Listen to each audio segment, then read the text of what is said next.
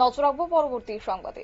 বকেয়া বেতন এবং ইমপ্লিমেন্ট না পাওয়ার অভিযোগে আজ একটি সাংবাদিক সম্মেলনে মিলিত হয়েছে all Tripura community health officer organisation এবং আজকে তারা তাদের সদস্যরা মিলিত হয়েছেন যে দীর্ঘদিন ধরে তাদের কাজের বেতন বকেয়া রয়েছে, এছাড়াও তাদের কোনো রকমের ইমপ্লিমেন্ট হচ্ছে না, যার কারণে তারা আজকে অভিযোগ জানিয়ে বিভিন্ন বিষয় নিয়ে আলোচনা করেছেন।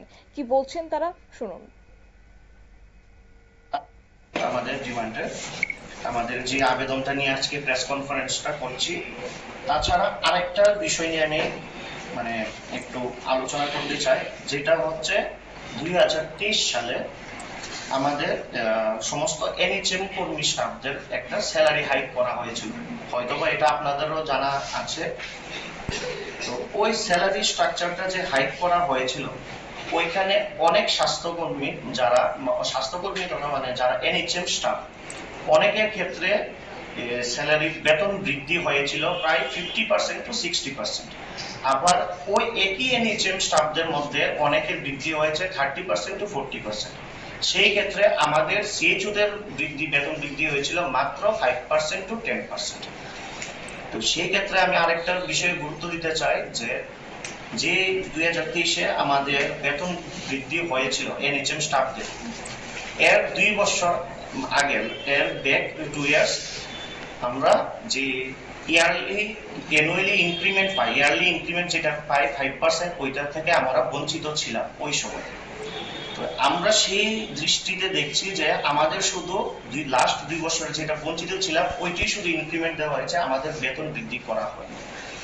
আমরা এই বিষয়ে আমাদের যে মাননীয় আমাদের অধিকর্তারা, আমাদের এনএইচএম স্টাফের ক্ষেত্রে, এনএইচএম এর ক্ষেত্রে যে অধিকর্তারা আছেন এবং মাননীয় আমাদের যে গভর্নমেন্ট অফ ত্রিপুরা আছেন, আমি ওনাদের দৃষ্টি আকর্ষণের জন্য বলছি এবং আবেদন রাখছি যে শুধু আমাদের না, সমস্ত এনএইচএম কর্মীদের একজনের যদি 60% বা 50% বাড়ে, সমস্ত এনএইচএম কর্মীদের যাতে ওই সমপরিমাণ 50% বা 60% স্যালারি হাইক হয়, যেটা সমতুল্যভাবে দেওয়া হয়নি ওই সময়। আপনারা শুনলেন তাদের বক্তব্য, অর্থাৎ সিএইচও কর্মীদের বেতন বৃদ্ধি সহ তাদের বিগত 2023 সালে তাদের শেষবারের মতো বেতন বৃদ্ধি করা হলেও বর্তমানে 2 বছর ধরে কোনো রকমের ইনক্রিমেন্ট বৃদ্ধি করা হয়নি, যার কারণে আজকে ক্ষোভও জানিয়েছেন তারা এবং সেই সঙ্গে সাংবাদিক সম্মেলনে মিলিত হয়েছে। আজ আগরতলা প্রেস ক্লাবে এই সাংবাদিক সম্মেলনের আয়োজন করেছেন তারা।